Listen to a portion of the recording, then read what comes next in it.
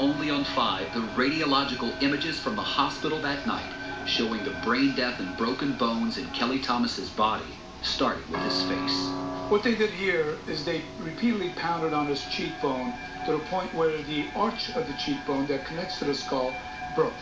Garo Martirosyan is the personal injury lawyer representing Kelly's family.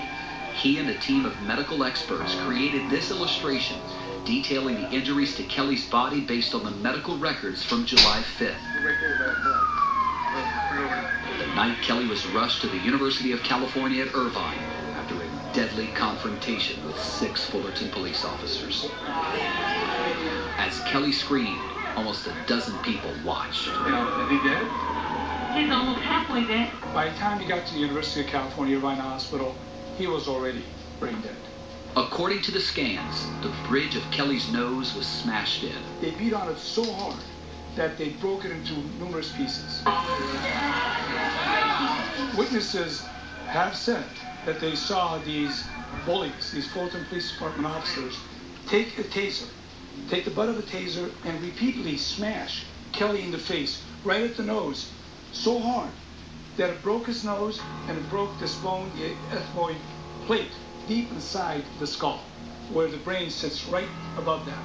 And you can't really break that easily. Kelly was shot in the chest with 2 taser barbs that looked just like this.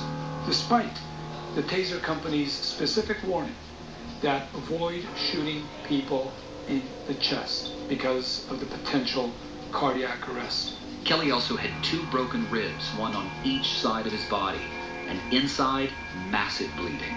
And all this blood accumulated inside his lungs that caused difficulty breathing, but these officers did not stop beating him. They kept beating him until he had a cardiac arrest. With everything we've seen, what do you believe is the cause of death?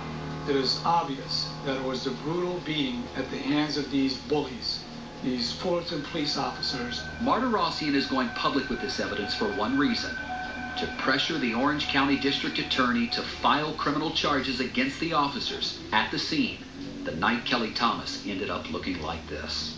No fair-minded district attorney could look at this evidence and conclude there was not criminal intent and criminal conduct here. If these officers were not wearing badges, they'd be in jail by now. The attorney for those 6 Fullerton police officers not commenting. The Fullerton Police Department today referred us to the DA's office, and the DA's office said they are simply waiting for the coroner to release the medical report before deciding whether or not they will charge those 6 Fullerton police officers with a crime. Tomorrow at 11 a.m. there will be a news conference where the attorney will disclose what doctors say was the cause of death. It can be summed up with one word. You'll hear it tomorrow at 11 a.m. KTLA will be there, and we will stream the news conference live on our website, KTLA.com. In the newsroom tonight, I'm David Begnaud. Back to you. Again, Thomas's attorney has provided the photos exclusively to KTLA. You can see them in detail on our website at KTLA.com. Every year, 50 to 60,000 Americans are diagnosed with Parkinson's disease. There is no known cure. Tonight, KTLA's Del Malkoff shows you one unusual way to fight the disease, and it involves a very recognizable car.